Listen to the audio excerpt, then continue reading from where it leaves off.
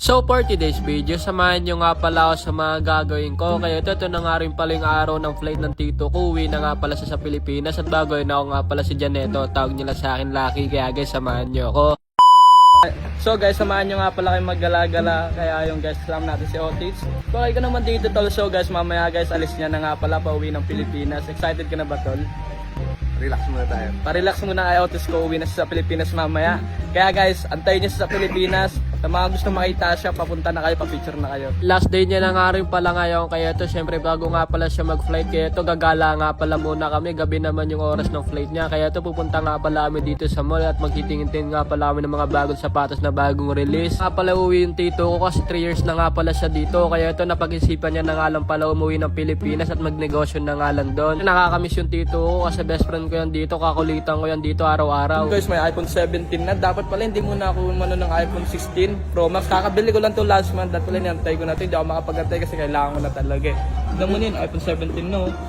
Gan natin to. At ayun, sana inantay ko na nga rin pala tong cellphone na to na iPhone 17 na Pro Max kasi isang buwan ko na nga pala tong cellphone ko na bago. Kaya yun na nangihinayang nga pala ako. Sana ito na lang yung binili ko. At syempre nakikita ko nga pala sa mga social media, marami nga pala mga bagong labas ng mga sapatos. Kaya ito syempre magtitingin-tingin nga pala tayo ng mga sapatos. At ayun, nakakita nga pala akong bagong labas na sapatos na Jordan 4 dito. Tignan nyo, napakaangas nga pala na ito. Parang bagong design nga pala ng Travis Scott. Pero ang presyo na ito nagkakalaga nga pala na $300 yan. Syempre sa mga hindi nakakalam ko paano nga pala ito i-check ng mga original. Ganito nga pala chinecheck yan. Chinecheck nga pala yung likod yan. Pati ito nga pala yung laces ng mga butas. Meron nga rin pala dito na Jordan 5 na tignan nyo naman yun. Napakaganda nga pala yan. Red and tsaka white. Tignan nyo, napaka-solid talaga nun. Ang presyo nga pala nun. Same price nga lang pala ng Jordan 4. Kami talaga mga sapatos na bagong release dito. Sa mga hindi nakakaalam, mahilig talaga ako sa mga sapatos. Tignan nyo naman to na pang basketball shoes na to. Napakamura na nga pala na ito. $99.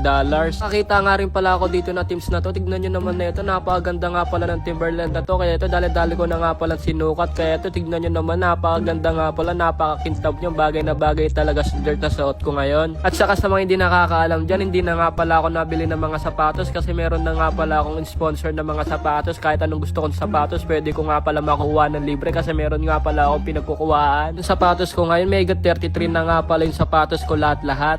So guys, pupuntaan natin yung bagong bukas na Nike dito guys. Kaya guys, samaan nyo. Bagong bukas to, laki na ito, may second floor. Ito nga pala yung bagong bukas na Nike dito. Tignan nyo, ang napakalaki na nga pala nito. Meron na nga rin palang second floor. Kaya ito, dali-dali na nga rin pala ako pumunta sa taas. Nandun nga pala yung mga panlalaki. Ito lang talaga yung mga gusto ko sa mall. Ang mga pinupuntahan ko, mga sapatusan, mga damit. Ayun lang yung mga gusto ko. Yung mga tipo kong mga Nike, tignan nyo naman yan. Napakaangas niya ng mga yan. Mga tracksuit nga pala yan. Mga angas talaga yan, pang geng-geng.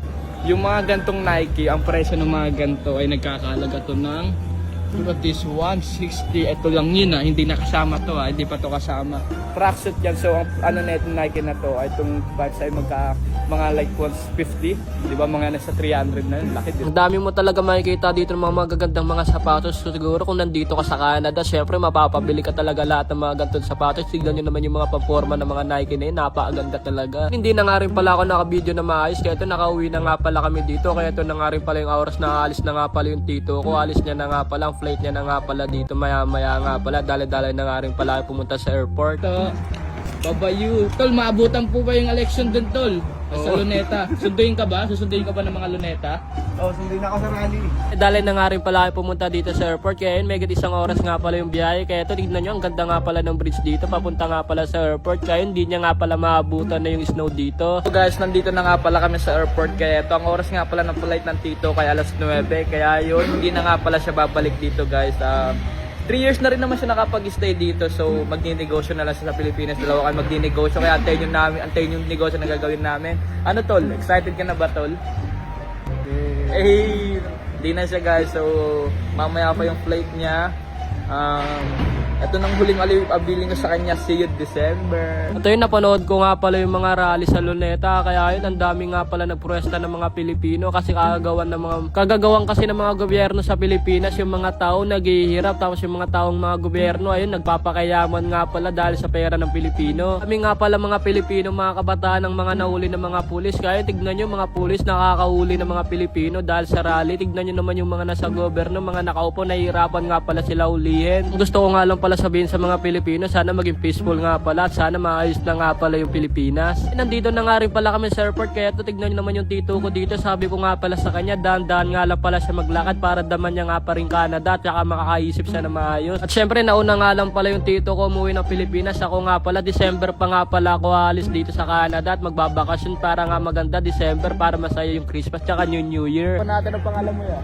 JJ Manalo. Shoutout nga pala kay JJ Manalo, bago lang sa dito sa Canada. Yo, good luck sa Canada, man. So guys, kakain nga pala muna kami, kaya ito nakaramdam kami ng gutom. Kaya ito, matagal pa nga pala yung flight ng tito ko, alauna pa nga pala ng umaga. Kaya ito, nag-stay nga pala kami dito kahit pa paano, mga 3 hours nga pala kami nag-stay dito. Sinamahan nga pala namin siya. At ito, napakain na nga rin pala kami dito, nakaramdam na nga rin kami ng gutom. At pagkatapos nga pala ng makailang oras, kaya ito, ang dami na nga rin pala mga taong mga nag-check-in. Kaya ito, nagpa-check-in na nga rin pala dito yung tito ko. And syempre, masaya ako sa kanya kasi uwi na nga pala siya ng Pilipinas at magninegosyo na nga lang pala siya doon. Kaya syempre, sana matupad yung mga pangarap mo, sana magwagawin ka sa mga gusto mong maging. At sana mag-work nga pala yung mga negosyo na gusto mong gagawin. Kaya guys, hanggang dito na lang. Don't forget to follow and share. Thanks for watching. Bye!